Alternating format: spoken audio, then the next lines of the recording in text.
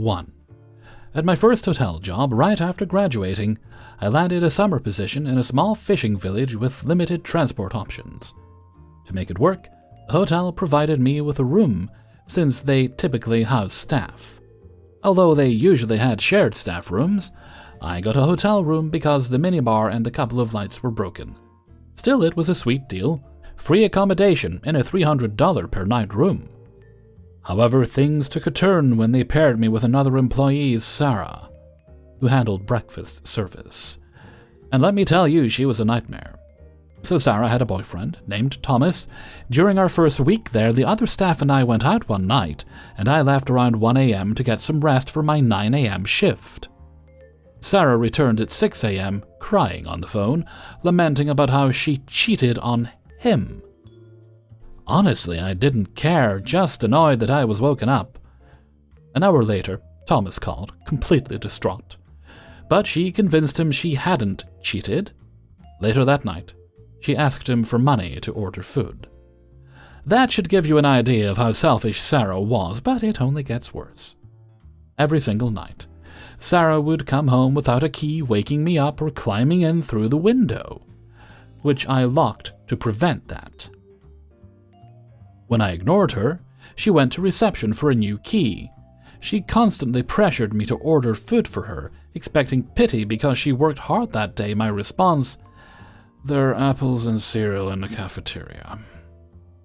Naturally, she asked Thomas for money, and he gave in, leaving piles of trash in the room until I finally had to tell her to clean up after herself. Fast forward a few weeks after she left, and the room still smelled terrible, I found a month-old cup of melted chocolate ice cream under her bed. She left every light on, clogged the toilet with bloody tampons, why is that a thing? And left menstrual blood splattered all over, while also taking my personal items. At one point, I had to take pictures of my side of the sink just to prove she was using my stuff. In a 40 degrees Celsius heat, we are in Europe, she would walk in and switch off the AC because it was too cold for her.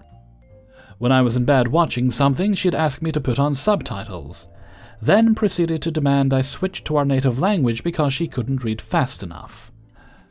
After 3 minutes of watching, she'd complain about what I was watching and insist I change it. My reply? No. I'd just roll over and ignore her. Oh, and she skipped 3 full days of work because she thought she wasn't scheduled. Turns out she just couldn't be bothered to check the PDF she'd received via email or reply to her co-workers. When she finally did come back, she asked for the next weekend off for her birthday, saying it wasn't her fault she missed 3 days of work. She even approached my boss, insisting he give me the day off to celebrate her birthday. Mind you, I barely even spoke to her. At one point, she accused me of not paying back another coworker for a dinner we all shared, but surprise, she was the one who hadn't paid and was trying to gaslight me so I'd give her money to pay for her part. There are countless more stories I could share, but if Sarah happens to be listening to this and realizes it's about her, just know this: your toothbrush does wonders for cleaning toilets. 2. Hello everyone, I know this might sound odd coming from someone who manages a front desk at a fancy hotel, but bear with me for just a moment. Let me share some stories about my daily life in this crazy world of luxury hospitality. So today was another day filled with interesting guests, ridiculous requests, and bizarre happenings. You wouldn't believe the things people say when they check into our hotel. Well, let's start with one particular incident that left me speechless. I had just finished checking in a young couple and handed them their room keys, when suddenly the woman burst out crying. Her partner tried comforting her while she sobbed uncontrollably, saying something like, "Just relax, honey, we're on vacation." It turns out that during their long flight here, she found out her boyfriend was cheating on her through his texts with other women. Yes, you read that right. Needless to say, things didn't go too well after that, and they ended up canceling their reservation within minutes. Talk about starting your holiday on a low note. Another amusing encounter involved two gentlemen who were apparently best friends since college. They came all dressed up in suits and asked if there were any free upgrade options available due to their special occasion. When I showed them their assigned rooms, they laughed hysterically before asking me, "Hey dude, how much do we have to tip you so you switch us with those rich-looking guys over there?" Apparently those two men looked more wealthy than them. Apparently looks can be deceiving sometimes. And then there are the guests who always come back every year around Christmas time. These folks love staying at our place because they think it brings them good luck. Their tradition is simple. Each time they visit, they leave behind an envelope containing $100 bills, totaling exactly $200, $1 less than their age combined. This year, however, they arrived without their usual baggage full of cash. In fact, they barely carried anything except two small gifts wrapped neatly under their arms. Curious, I asked where everything else was, only to hear one of them say sheepishly, "Oh, sorry, buddy, forgot to bring it again." Yes, old habits die hard. Lastly, don't even get me started on pet peeves customers have. One gentleman kept repeatedly demanding discounts and perks because his business failed recently. I sympathized, offered him condolences, but sadly could not change reality. No amount of empathy would reduce the price tag attached to luxurious suites. That's all, folks. Hope you enjoy hearing these tales from the front line of customer service. Until next time, take care, stay safe, and remember, laughter really is the best medicine. 3. Finally home after a very long night audit shift that was definitely one for the books. Went in at 11 and almost turned right back around as my mid-shift told me we were minus 14. And it happened within the hour. Wonderful. Back-to-back check-ins, easy peasy, however, down to my last two rooms. I begin assisting this lady. She booked for 1st and 2nd of September. The system is still the end of August. Here's a convo for privacy. I'll call her doesn't understand. My day isn't rolled over yet, however, I can process you for an early check-in if you keep your checkout date the same. Is that okay? What? No.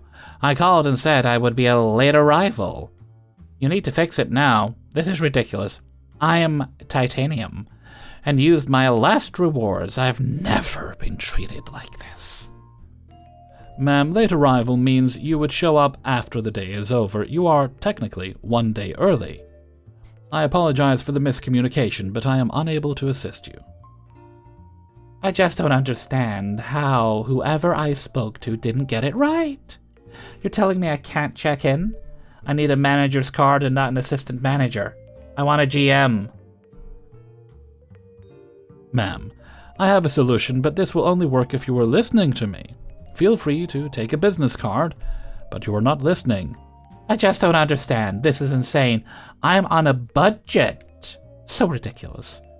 I will escalate this, because you shouldn't be telling me I can't check in. Who runs an audit at 2 a.m.? I've never heard of this policy. I have nowhere else to say. So ridiculous. I just don't get it. She begins to throw an adult toddler tantrum, slamming magazines, pacing the lobby, belittling me, throwing her ID and card at me. I remained calm until she pushed my final destination button. You know what, ma'am? I've tried to get you to understand multiple times, and you are not listening. And the yelling, disrespecting, and belittling is what I will not accept, along with trying to destroy my lobby. At this time, I'm refusing you service, and will need to ask you to leave. I have had it. No, I'm listening. What do you need me to do? I'll wait until 2 a.m. Please, I'm listening. I can understand. The Rock Reds Hotel may have openings, but I'm not going to keep doing this dance with you, ma'am. I have explained 50 ways, 50 different times, along with an apology. Please exit the lobby, and have a good night. She then apologizes again and heads out, and I continue my night as the remaining guests trickle in. I spent 35 minutes of my night trying to get it to stick, but It just went in one ear and out the other. 4 out of 8 shifts to go before my birthday weekend. Hopefully everyone understands the rest of the week. That guest has been DNR for her abuse. See you never, lady. 4. Stop me if you've heard this before. Night audit is simultaneously the most boring front desk position and the most stressful. 99% of the time, it's business as usual. File reports, print a tree's worth of paper, and check in the few stragglers whose flight got stuck in the air an extra hour because of a thunderstorm. But there is one common foe night auditors the world over share. The inebriated, the sloshed, the sauced, the "I'm gonna let my kids run screaming through the halls because chaparral is just another word for getting drunk." Yes, ladies and gentlemen, it's the drunk guest. I'll be honest, I'm a teetotaler. Not for religious or moral reasons, I just have a family history of addiction and would rather not chance it. And some very bad memories of my father's alcoholism to boot. So, if I get weird about alcohol here, don't take offense. I have plenty of vices. Drugs and alcohol just aren't part of them. I am also an introvert. I have a limited social battery that's reserved for the fleeting interactions I have with guests. A warm smile, ask how their drive or flight was, and a memorized rapid-fire spiel about amenities of the hotel. Night starts like any other. I come in, get set up, and take my position for the night. About an hour in, a gentleman cruises up to the desk carrying his own boots. He's out of breath, and there's blood on his shirt. I ask him if he's okay. He says yes, just drunk. He asks for a key to his room, gives the appropriate info, takes his key, and then immediately goes out the back door, using his boots to prop it open. He comes back in a minute later and goes away. About 10 minutes later, he comes back to the front desk and starts asking me what I'm listening to. I have an earbud in, more to keep from hearing the vile drone of the ambient music than anything. He asks me if I've watched Comicstorian. I said no, but I heard he passed away recently. Thus began the most insane conversation I've ever had with a guest. He asked me if I was into comics. I lie and say not really. It's technically true, I don't have any comics, but I do enjoy Batman and a few Marvel characters.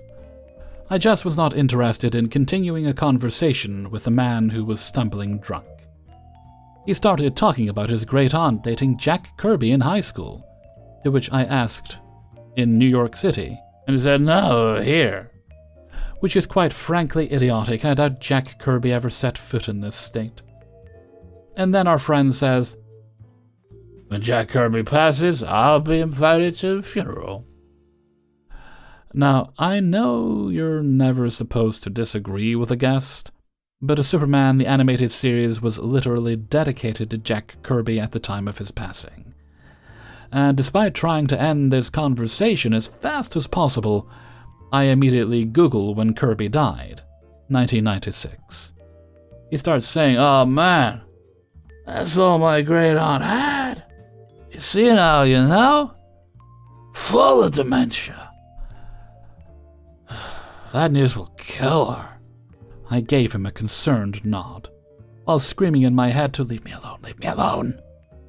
Which, like, dude, why would you even tell her then? He then goes on this insane ramble about how his great-aunt or grandma, he was slurring a lot and waffling between the two interchangeably, paid him $400 a week, so he didn't even have to work. He really should have kept that Granny gives him an allowance to himself, lie or not. Then he starts talking about Stephanie Brown, a DC character who is known as both Spoiler and the Fourth Robin. He starts saying that she shouldn't have been made a Robin. I stupidly showed my hand saying that I thought Stephanie was a good Robin, not because I was particularly fond of her, more of a Cassandra Cain fan, but because I feel defensive of the Bat Fam.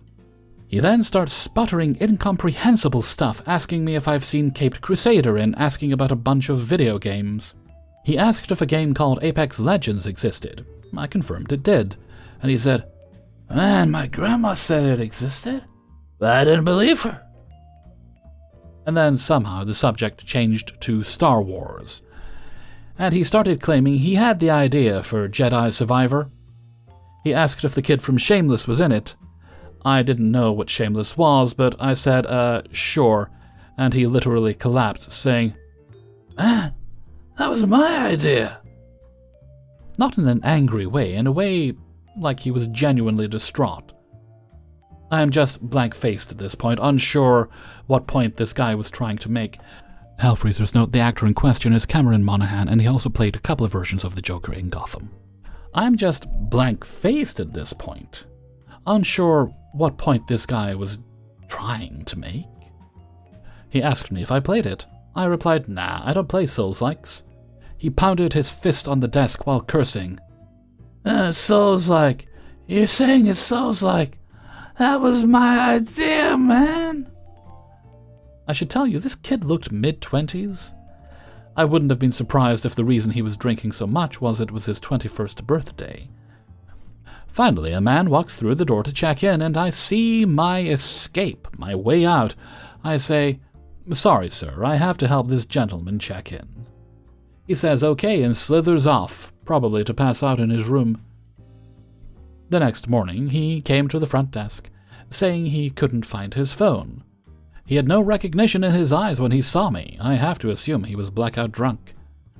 The conversation from hell disappeared into the ether. I'm sure most of you would have found this conversation comical. And it mostly is. It's just weird is all. A strange bout of compulsive lying where I would swear he was trying to push my buttons if he weren't drunk. He was clearly lying about everything, but why? He was blackout drunk. I thought at that stage inhibitions go out the window. There shouldn't be the need to protect a false version of yourself, and yet, there he was, sullying my workplace with the most baffling bluffs I've ever heard. Not a meth head, not a violent situation that needed de-escalating, not a natural disaster, just a very intoxicated man, trying to impress some night drone at a random hotel. Kinda pathetic. 5.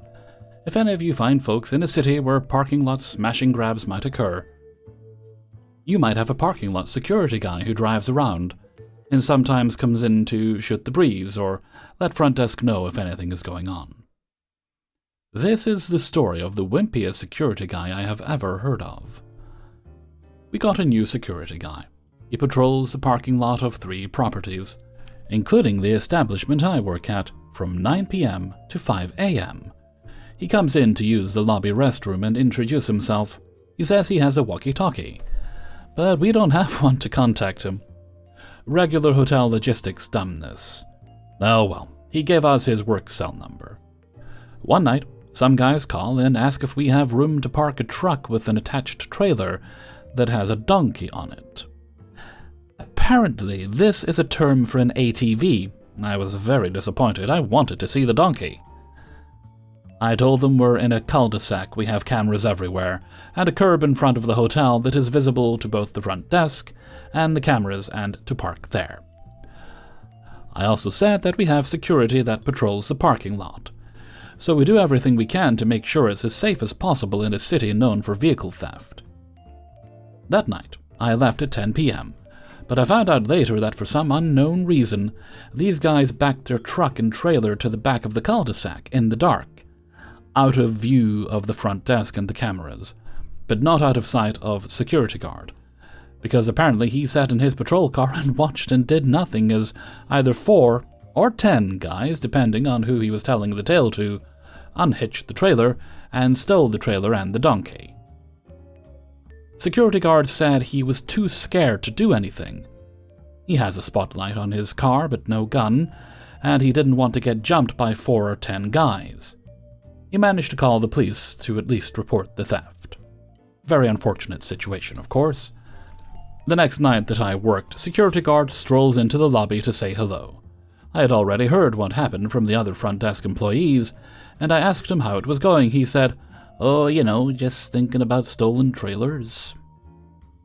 I think I made a face that was somewhat humored. He goes out to his car to commence his patrol shift. Around 9 p.m., a kid comes to check in who is towing one of those small U-Haul trailers to get to another big city in the next state over for college. He's 20, and from a safe, small Midwestern town. He didn't buy a lock for his U-Haul trailer. Security guard noticed and decided to approach him. He held this kid hostage for 20 minutes in the parking lot, telling him how dangerous it was for him to park his trailer in our fair city. After talking to his mom, the kid decides to cancel his reservation and keep driving because he is so shaken up by what the security guard was telling him. So I cancelled the reservation and wished him the best of luck. The next night I worked, guess what?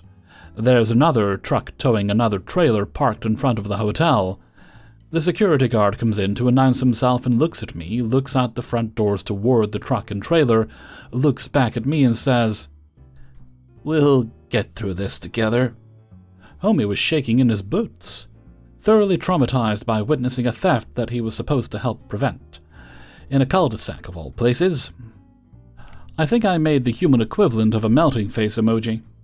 When the security guard finds out whose truck is parked out front, he walks up to her and tries to give her his "it's too dangerous for your trailer" speech. But he approached the wrong tough broad. She goes, "I'm from here. I know how to pack my trailer. Mind your own business." She's not having it. She probably could have stopped those 4 or 10 guys from before, but I digress. Word on the streets is that she told the owner how annoyed she was about security guard trying to convince her to leave the hotel. And boss man was so angry about that he called the security company. The security guard is no longer allowed to address the guests, nor walk around the lobby and talk to people for 15, 20, 30 minutes at a time anymore.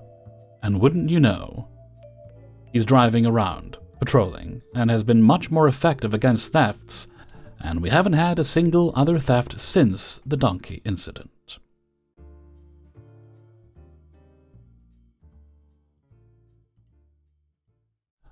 Hey everybody, Hellfreezer here, and thank you very much for listening to Coahw, episode 155. And thank you very much to everybody who allowed me to use their stories in this video.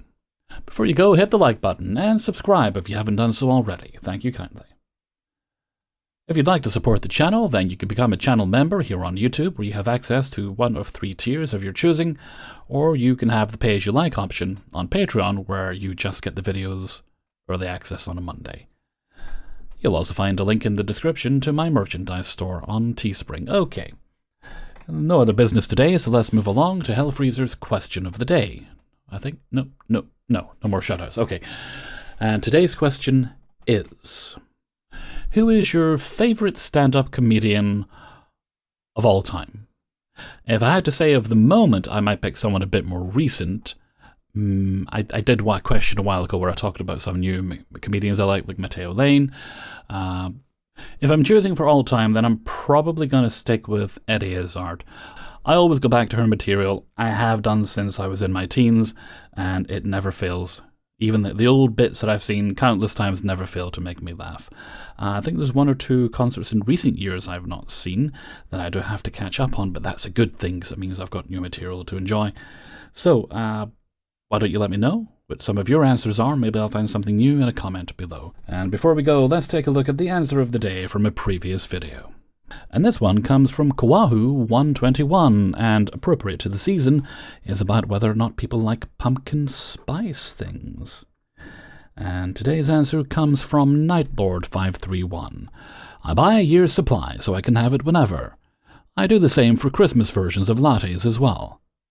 No, I don't have a problem. Thank you very much for your answer, Nightlord. And with that, it's almost 7:30 a.m., so I must rest now. So until next time, thank you very much for listening, and take very good care of yourselves.